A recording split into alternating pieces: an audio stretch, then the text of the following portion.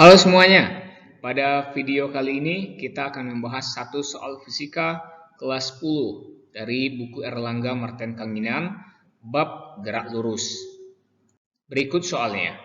Pada soal ini ada sebuah batu yang bergerak vertikal. Misalkan ini batunya, dia bergerak vertikal ke atas dengan kecepatan awal V0 10 meter per sekon. Pertanyaan yang A, berapakah selang waktu atau T agar dia mencapai titik tertingginya? Nah, misalkan titik tertingginya di sini. Nah, konsepnya adalah pada saat benda mencapai titik tertinggi, tentu kecepatan di titik tertingginya itu adalah 0. Karena dia sudah nggak naik lagi. Jadi VT-nya sama dengan 0. Perlu kita ingat bahwa pada gerak vertikal itu ada percepatan yang nilainya 10 meter per sekon kuadrat dan arahnya ke bawah.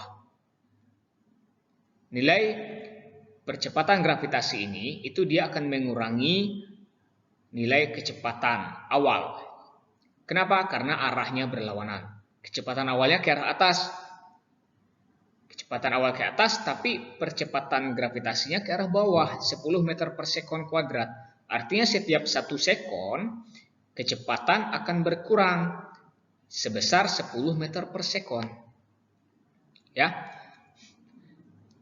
Terus tadi dia mencapai ketinggian maksimumnya itu pada saat VT-nya, kecepatan akhirnya itu 0. Berarti butuh berapa sekon dari 10 meter per sekon agar menjadi 0. Di mana catatannya adalah setiap 1 sekon berkurang 10 meter per sekon. Berarti dia butuh waktu 1 sekon ya untuk mencapai tinggi maksimumnya, titik tertingginya. Yang B, berapakah ketinggian maksimumnya itu?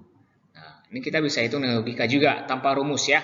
Di H-nya sama dengan, nah, di sini kita hanya perlu melihat kecepatan awal dan kecepatan akhir saja. Pada batu ini, itu kecepatannya mulai dari 10 meter per sekon lalu berkurang secara teratur hingga menjadi 0 kecepatannya. Maka kita bisa menghitung jarak yang ditempuhnya itu dengan kalau dia bergerak dengan kecepatan 10 meter per sekon terus dalam waktu 1 sekon, kan dia butuh waktu 1 sekon untuk mencapai titik tertinggi kan. Jadi kalau 10 sekon terus, 10 meter per sekon terus dalam waktu 1 sekon, maka jarak yang ditempuhnya adalah 10 dikali 1, 10 meter. Tapi bukannya nilai kecepatannya berkurang terus sampai dia menjadi 0 ya. Jadi kalau dia bergerak dengan kecepatan 0 terus dalam 1 sekon, jarak yang ditempuhnya 0 kali 1. 0. Nah, maka ini kita tambahkan, lalu ini kita bagi 2. Ya, untuk mencari nilai tengahnya itu. Ya, karena dia kecepatannya itu berkurang secara teratur. Bukan 10, bukan 0. Tapi berkurang secara teratur, konstan pengurangannya. Nah, maka kita tambahkan 2 nilai ini lalu kita bagi 2. Nah, maka nilai tengah ini itulah jarak yang ditempuhnya ya. 10 dikali 1, 10. Ditambah 0 bagi 2 berarti 5 meter. Itulah ketinggian maksimumnya. Oke. Kita lihat yang C sekarang. Kelajuan waktu setelah 1/4 sekon dan seterusnya. Jadi kalau dia T-nya 1/4 sekon, berapa kelajuannya V-nya? Nah, tadi konsepnya di awal, kecepatannya akan berkurang sebesar 10 meter per sekon setiap sekon. Ya, dari keadaan awalnya, kecepatan awalnya 10 meter per sekon.